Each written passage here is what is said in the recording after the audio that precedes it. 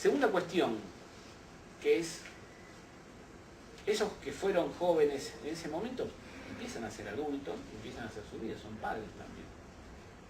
Y cuando ellos enfrentan en la etapa de ser padre, van a construir otra relación con sus hijos. Vamos a asistir a generaciones donde los padres hablan cosas con sus hijos que jamás ellos hubiesen hablado con sus padres. Entonces, nosotros empezamos a vivir o a visualizar cómo hay jóvenes que en los últimos 20 años, por lo menos, comparten conciertos con sus padres. Paul McCartney el otro día tenía abuelos, hijos y nietos.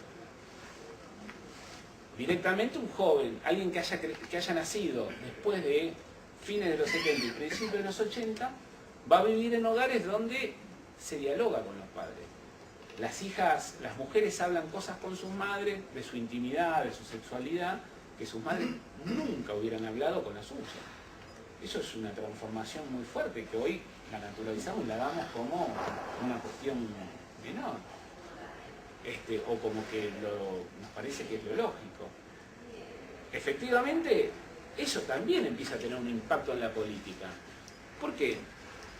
Porque los jóvenes ya no sienten, primero, que tengan un programa común por el solo hecho de ser joven. Porque ser joven ya no dice nada, porque no hay que pelearse contra el mandato familiar, no hay que pelearse contra la institución escolar, no hay que romper las tradiciones. Cada uno empieza a hacer su camino, eso ya habla de otro tipo de agenda.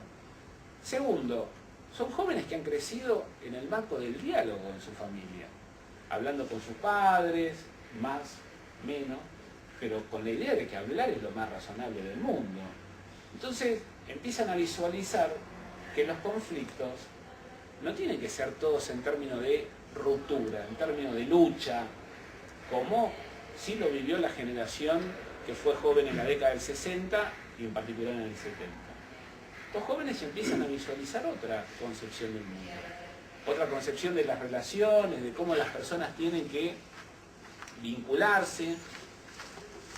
Y definitivamente hay un cambio, y empieza a darse un cambio, y acá es donde viene el problema, que ya no es culpa de los jóvenes, sino que es necesario interrogarse sobre la política. Porque así como si uno tiene un cuadrado y quiere meterlo en un círculo, va a tener un problema, esta idea de pedirle a los jóvenes que sean como aquellos jóvenes de la década del 60 y del 70, en ese imaginario de que así se hacía la política, en ese imaginario de que así era la lucha, que había que participar, no solo en la reivindicación de ciertas organizaciones, sino en la concepción de que los jóvenes tienen que romper las tradiciones, que los jóvenes tienen que ser rebeldes. Empiezan a tener un problema que se empiezan a encontrar con que son monólogos.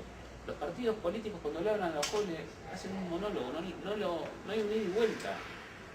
Porque definitivamente hablamos de generaciones que empiezan a sentir otras necesidades y empiezan a encontrarse con otra idea del mundo, y la política no tiene respuestas para esto. Para terminar de cerrar la idea, nosotros hoy encontramos personas que tienen menos de 30 años que han desarrollado en la Argentina casi toda su vida en Estado de Derecho. Y bajo ningún punto de vista pueden desarrollar o imaginar, ni siquiera sutilmente, cómo puede ser vivir en un Estado totalitario, en un Estado persecutorio. Tienen a la democracia incorporada. Y a partir de esa noción de que tienen la democracia incorporada, la cuestión de los derechos colectivos no les toca tan de cerca, no los moviliza. ¿Qué cosas los movilizan? Y básicamente cuestiones que les tocan día a día. Por eso cuando se dio un debate en el transcurso de este año sobre la discusión sobre el matrimonio entre personas de un mismo sexo, tanto los que estaban a favor como los que estaban en contra inmediatamente se movilizaban. porque sentían que los derechos individuales es un tema, donde pueden discutir, donde hay un campo de acción, donde tienen cosas para decir. Claramente hay pocos partidos que interpelen a los jóvenes, por ejemplo, sobre algunas cuestiones que voy a sucintamente pasar por así, con una pregunta. El mouse, ¿a quién responde? ¿A la mano o a la cabeza? En el ejercicio nosotros de usar el mouse, ¿a quién le responde el mouse? ¿A la mano o a la cabeza? Esa cuestión que nosotros se nos está pasando ahí encima, pero que claramente empieza a anticipar que hay dispositivos digitales que pueden entender o interpretar las emociones humanas, es una agenda que habría que empezar a percibir que en 40, 50 años estemos ante un tipo de humanidad, por lo menos que nosotros solo hoy imaginamos en ciencia ficción. Y que no hay partido político, no hay relato político que interpele y le diga a los jóvenes qué pasa con algunas cuestiones de la manipulación genética. Vamos a citar algo para no hacerlo de ciencia ficción, en los alimentos. Es una cuestión que hoy está en boga y que puede permitir que mucha gente tenga mayor posibilidades de comer que no. Pero eso implica manipular la naturaleza. Y será todo un debate ético. Y nuevamente, ahí no hay interrogante.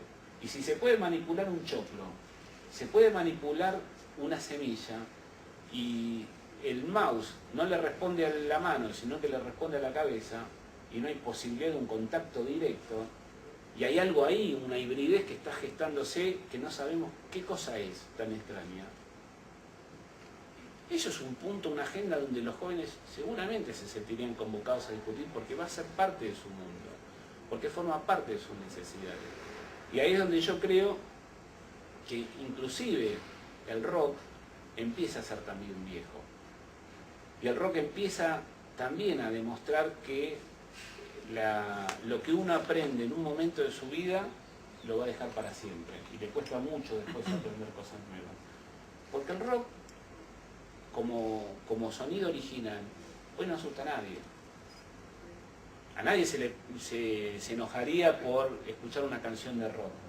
Sin embargo, hay nuevas melodías de las tendencias más juveniles que para una persona grande se tiene que tapar el oído, porque son sonidos nuevos, porque son combinaciones entre la electrónica y la distorsión, básicamente las máquinas, que generaron inclusive un debate en su momento con el fallecido Norberto Napolitano, que decía, eso no es música.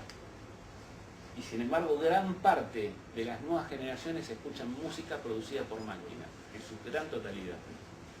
Y el rock también se está quedando viejo frente a esto. Entonces, para cerrar, o por lo menos provocar un debate, el rock, los jóvenes y la política pueden explicar una época que ha pasado, puede explicar una forma en la cual quien nacía en una época, quien nace en una época queda condicionado por esa época que nació y que vivió y que asimiló cultura, pero que estamos ante un desafío mayor, que es un mundo donde no hay nada definido, donde la cancha se cambia cotidianamente y donde empiezan a aparecer algunos interrogantes que no son fáciles de encuadrar dentro de los cánones tradicionales, y por eso algunas ideas que hoy ya son viejas le dicen a los jóvenes, ustedes no participan en política porque los quieren comparar cuando ellos eran jóvenes, y en realidad los jóvenes lo que no encuentran es partidos políticos o canales políticos que tengan ideas jóvenes. Nada más.